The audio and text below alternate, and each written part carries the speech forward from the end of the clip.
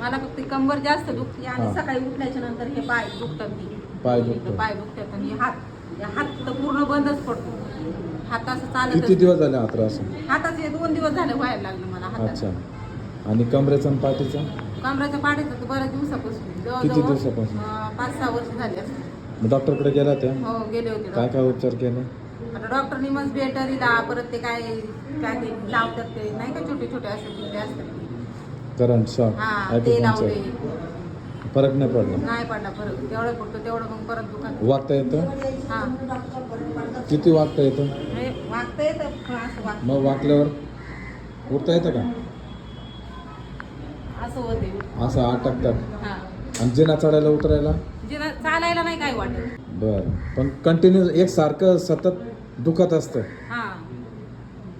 याच्यावर काही उपचार नाही झाला? नाही. डॉक्टर करून थकल्या? थकले फार. मग माझ्याकडे कसं काय आलं? आता यांनी सांगितलं म्हणून आले. यांनी सांगितलं.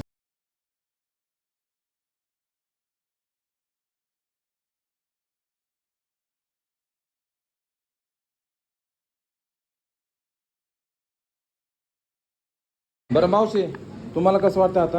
आता मानेला, खांद्याला पहिल्यापेक्षा किती बरं वाटतं? बरं वाटतं. मोकळं मोकळं अंग झालंय. 100 पैकी अंदाजान काहीतरी 100% 50% बरं आहे. 50% बरं आहे. इथून पुढं वाकून काम करू नका, जास्त बोज नका उचलू, नाही तर अजून लय त्रास होईल.